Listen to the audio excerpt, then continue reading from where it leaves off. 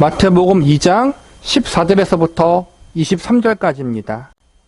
이루시고 성취하시는 하나님. 지금까지 배운 마태복음 1장에서는 예수님이 이 땅에 태어나시기 이전의 이야기들, 특별히 예수님의 족보 이야기와 예수님이 성령으로 잉태된 사실들을 다루고 있습니다. 마태복음 2장에서는 예수님이 마침내 이 땅에 성육신하신 사건, 예수님이 태어나신 사건을 다루면서 동방박사들의 경배 이야기와 헤롯 왕의 음모, 그리고 예수님의 피난 사건에 대한 이야기들이 기록되어 있습니다. 지난 시간에는 동방박사들의 경배 사건에 대한 말씀들을 공부했고, 이 사건이 우리에게 주는 교훈과 메시지들에 대해서 살펴보았습니다. 오늘은 헤롯 왕의 음모 사건과 예수님의 피난 사건을 살펴보면서 이 두 사건 속에 담긴 의미에 대해서, 그리고 이 사건을 통해서 우리가 배울 수 있는 메시지는 무엇인지에 대해서 알아보는 시간을 가져보도록 하겠습니다. 첫 번째로 헤롯 왕의 음모에 대한 사건을 살펴보겠습니다.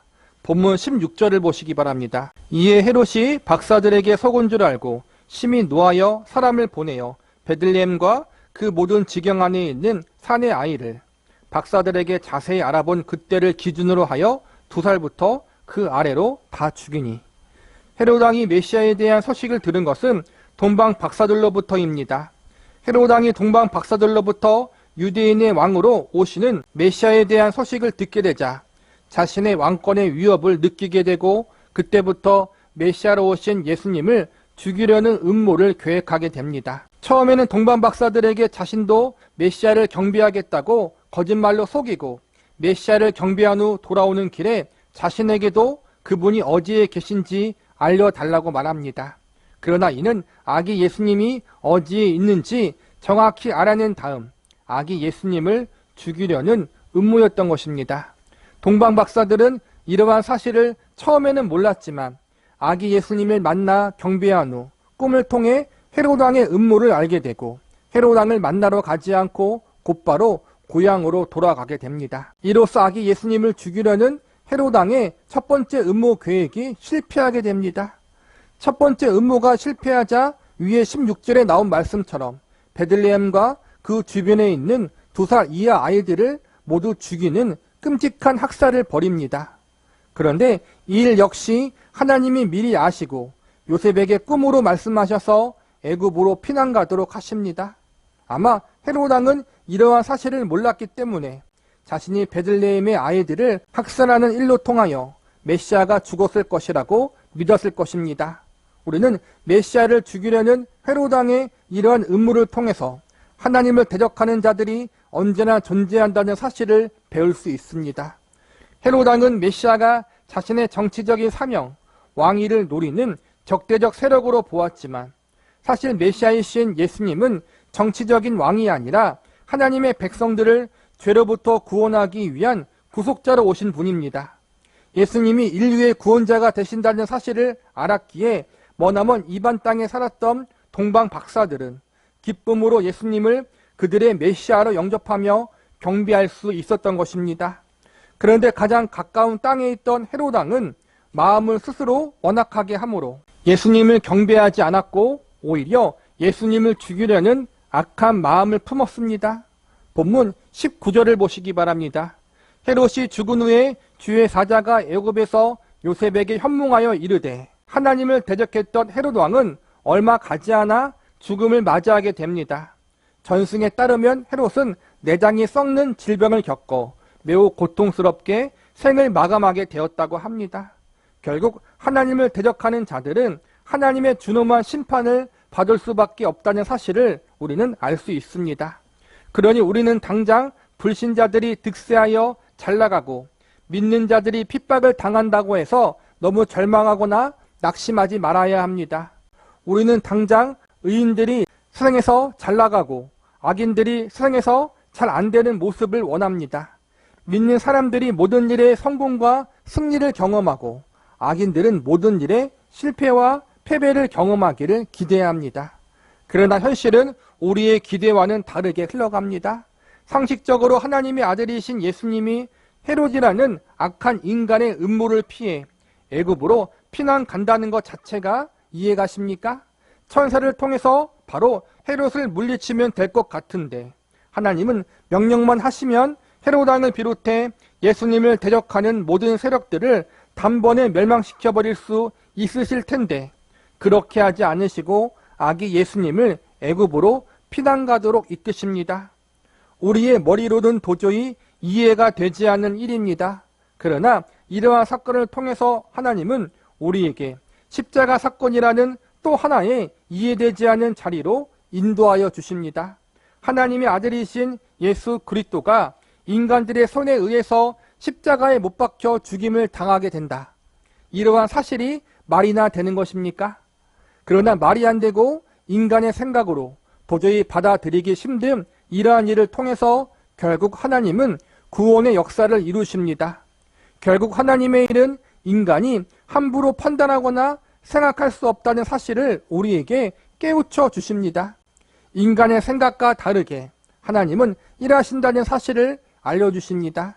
그리고 가장 중요한 것은 인간의 계획과 생각과 다르게 일하시지만 결국 하나님의 일하심이 가장 합당하고 옳다는 사실을 우리에게 증명해 주십니다. 본문 18절을 보시기 바랍니다. 라마에서 슬퍼하고 크게 통곡하는 소리가 들리니 라헬이 그 자식을 위하여 애곡하는 것이라. 그가 자식이 없으므로 위로받기를 거절하였도다 함이 이루어졌느니라.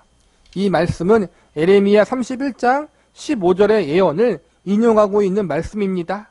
보통 구약의 예언의 말씀들은 그 말씀이 선포되어진 그 당시 시대를 위한 말씀으로 선포되어지고 동시에 먼 훗날에 있을 미래의 일을 위해서도 선포되어지는 기능을 가지고 있습니다. 이것을 이중적 예언이라고 부릅니다. 이 말씀이 기록된 당시 시대에는 바벨론 제국에 의해서 베냐민 지파가 멸망당하게 될 것을 예언하며 슬퍼하는 내용인데 이는 나중에 헤롯 왕에 의해 죽임을 당한 많은 아이들의 비극적 사건의 슬픔을 예언하는 내용도 되는 것입니다. 결국 하나님의 말씀은 좋은 말씀이든 좋지 않은 말씀이든 반드시 이루어지고 성취되어진다는 것을 알려주고 있는 것입니다. 그리고 헤롯 왕은 하나님의 말씀이 이루어지고 성취되어지는 일에 악하게 사용되는 사람이 된 것입니다.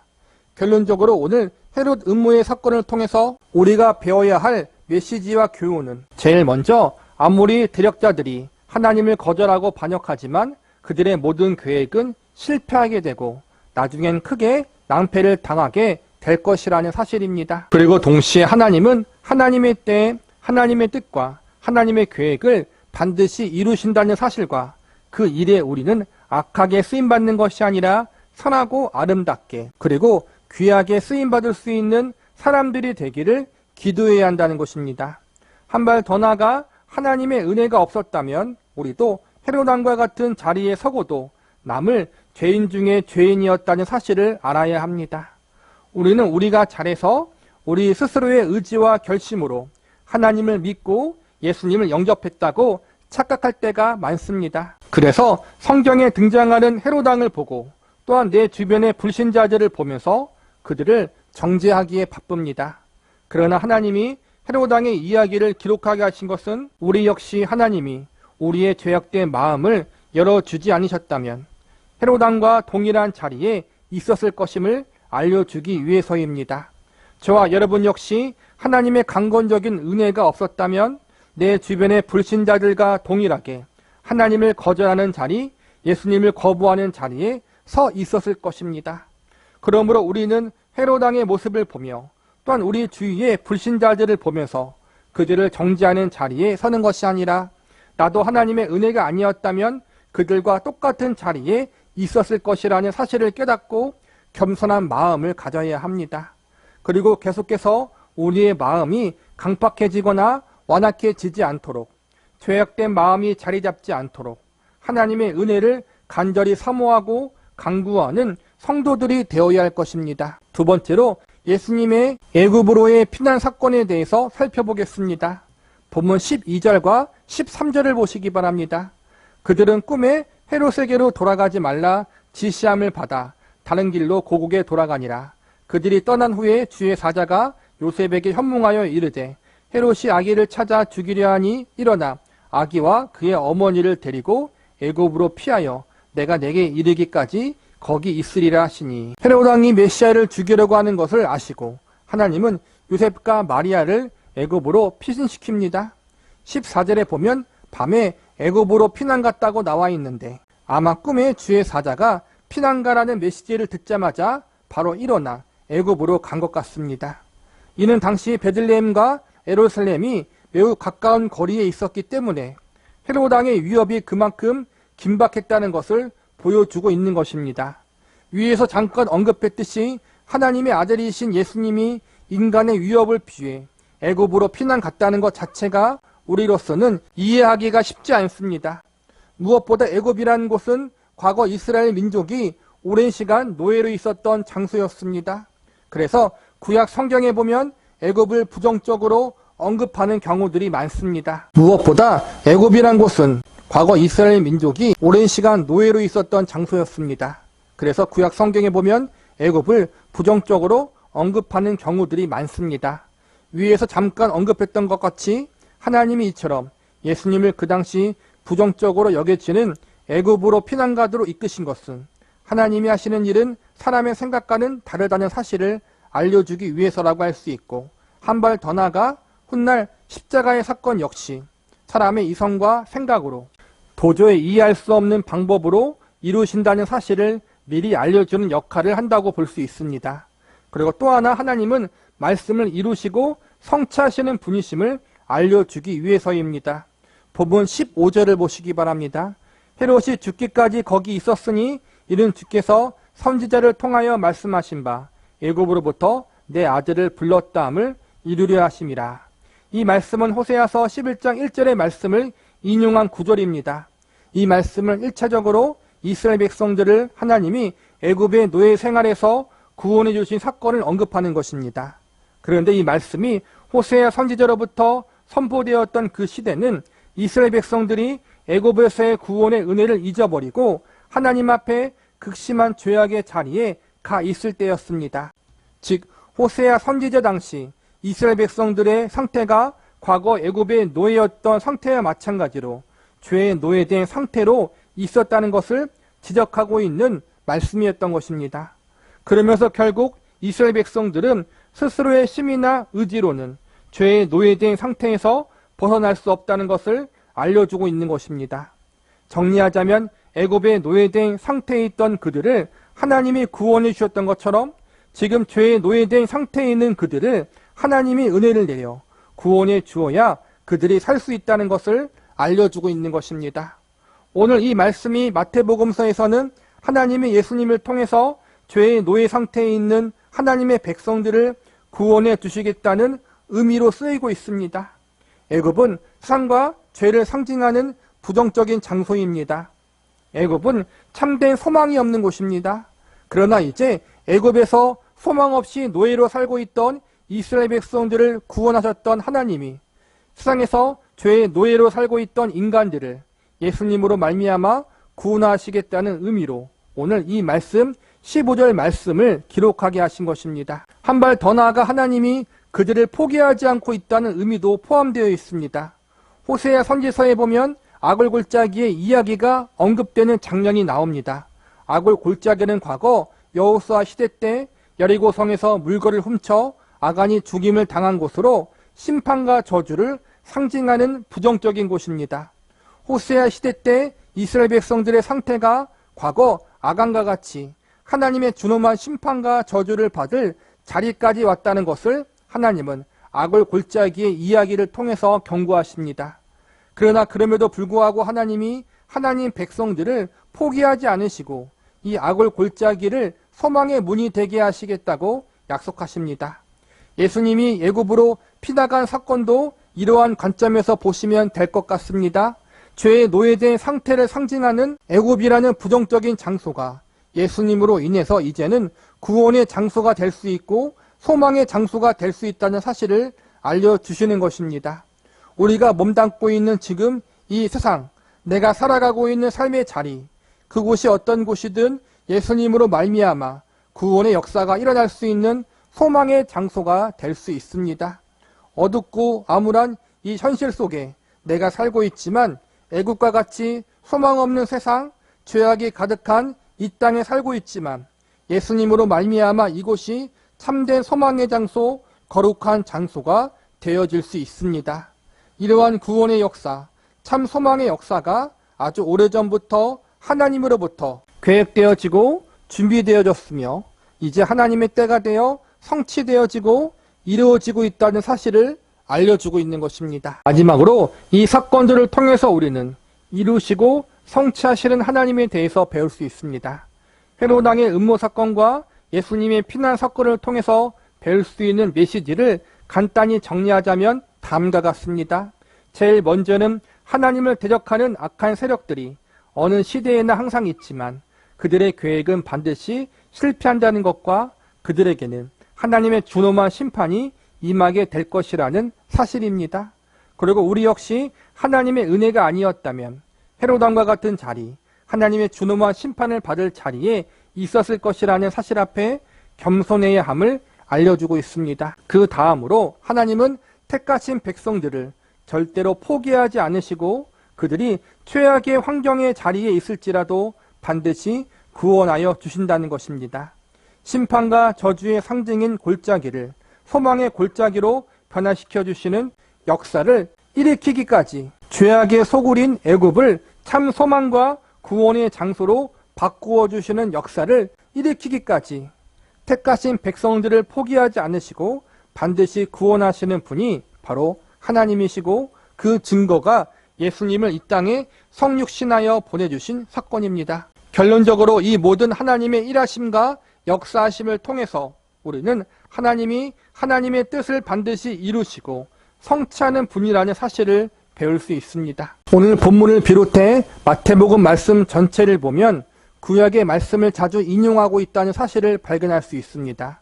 위에서 언급했듯이 예수님을 애굽에서 부르셨다는 15절 말씀, 베들레헴 아이들의 비극적인 사건을 다루는 18절의 말씀 등 구약 말씀을 인용하는 구절들이 나오는데 이는 결국 인간의 그 어떠한 방해에도 불구하고 그 어떠한 상황과 환경 속에서도 하나님은 하나님 말씀을 이루시고 성취하시는 분이심을 우리에게 알려주고 있는 것입니다.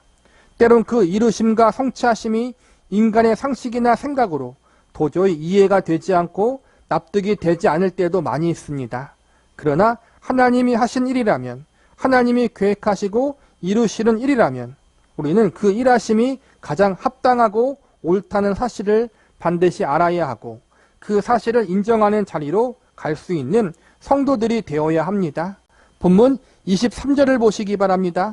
나사렛이란 동네에 가서 사니 이는 선지자로 하신 말씀에 나사렛 사람이라 칭하리라 하심을 이루려 함이로라. 이 말씀 역시 구약 말씀을 인용하고 있는 구절입니다. 그런데 이 말씀이 조금 특별한 것은 나사렛이라는 지명 이름이 구약 성경에서는 따로 나와 있지 않다는 것입니다. 보통 이 구절은 이사야 선지자의 예언을 인용한 것으로 보고 있는데 성경학자들은 이사야 선지자 한 사람뿐만 아니라 메시아 탄생을 언급한 다른 선지자의 말씀도 함께 통합하여 인용한 것으로 보고 있습니다. 성경학자들은 나사렛이라는 지명의 이름이 구약의 나시린과 가지라는 단어와 관련되어 있다고 보고 있습니다. 구약의 나시린이라는 의미는 하나님의 일을 하기 위하여 구별된 사람, 하나님께 바쳐진 사람이라는 의미를 갖고 있고 가지는 보통 메시아를 상징하는 단어로 많이 사용됩니다. 즉 본문 23절에서 나사렛이라는 지명을 언급하시면서 말씀의 성취를 이야기하는 것은 결국 약속된 메시아이자 인류의 구속자이신 예수님이 나사렛이라는 마을에서 자라고 성장하도록 섭리하신 분이 하나님이라는 사실을 알려주고 있는 것입니다. 마태복음 1장에서 족보를 이야기하면서 예수님의 탄생이 우연이 아니라 하나님의 철저한 계획 안에 이루어졌음을 배웠습니다. 그리고 마태복음 2장 역시 이러한 사건들과 구약의 말씀들을 통해서 예수님이 겪을 일들이 우연히 일어난 것이 아님을 배울 수 있습니다. 즉 모든 것이 하나님의 계획과 섭리 가운데 이루어진 일이라는 사실을 알려주고 있는 것입니다. 이처럼 오늘 본문의 말씀들을 통해서 그리고 성경의 전체적인 말씀을 통해서 하나님은 하나님이 계획하시고 뜻하신 바를 반드시 이루시는 분이시며 모든 것을 섭리하시고 주관하시는 분이심을 배울 수 있습니다.